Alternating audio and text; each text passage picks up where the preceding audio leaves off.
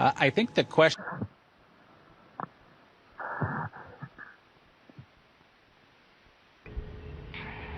I think the question.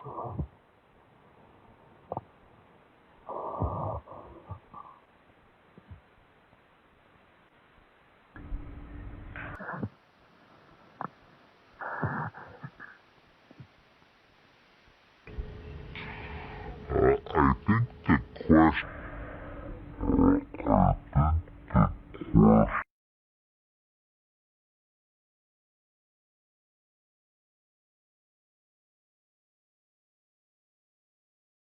From Bill Harwood, CBS. I just want to go back to what Bob was saying yesterday, describing the ride uphill. You were comparing it a little bit to shuttle. I was more interested in how did the first stage of the Falcon 9 feel compared to the shuttle when it was on solids? How did the second stage feel? You made it sound like maybe it was a little rougher than the shuttle on the main engines. And just wondering if there was ever a point in there when you looked over at Doug and went, wow, this isn't quite what I was expecting.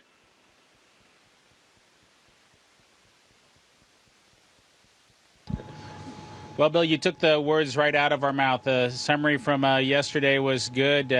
Smoother first stage, a little rougher second stage than we saw on shuttle, and that I think both of us were expecting. We did actually comment on it while we were going uphill. I think we tried to verbalize as much of the new experiences we were having just to make sure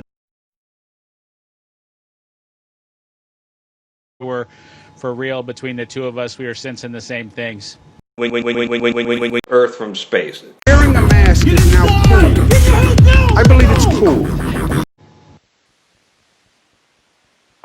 Hi, thanks for taking my question. Stephen Clark from Spaceflight Now. Just to follow up on that, what was the sensation at MECO and at stage separation, since that's something?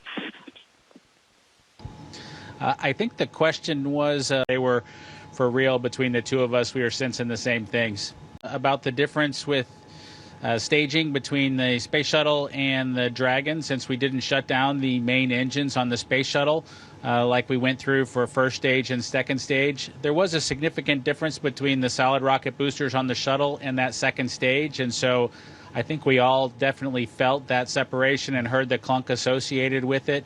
Doug and I both commented on, I think Doug commented on it first, that we did feel some early zero-G when we came off of the first stage, and we're getting ready to transition to the second stage, and then we felt that second stage light. Hey guys, it's Chris Davenport from the Washington Post. Thanks for taking the time, and congrats on your flight, and I'll try not to leave you hanging this time. To follow up on Bill and Stephen's question about the ride, I wonder if you can walk us through, some of the technological differences between shuttle that led to the difference in the experiences, and then maybe a little bit more of what were some of the key moments during the ascent phase that stood out to you guys. Thank you. Hey, Chris, good to talk with you. I think just generically, the Falcon 9 is a liquid-fueled rocket.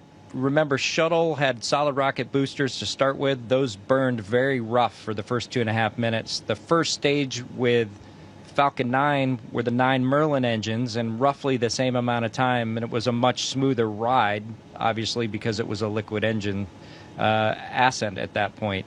Where the differences started for, I think, both Bob and I, and we commented on it at the moment, was at staging, and it was very similar to what you saw in the Apollo 13 movie, where they staged from first to second stage. So the first stage engine shut off, and then it takes a second, almost a second, might have been less than that, but it seemed like it took some time between the booster separating and then the Merlin vacuum engine starting. And so at that point, we go from roughly 3 Gs to 0 Gs for, I don't know, half a second probably. And then when that Merlin vacuum engine fires, then we start accelerating again for the next 5-6 minutes until we achieve orbit. So totally different than shuttle. It was smooth. It got a little rougher, as Bob had mentioned before, with the Merlin vacuum engine, and it'll be interesting to talk to the SpaceX folks to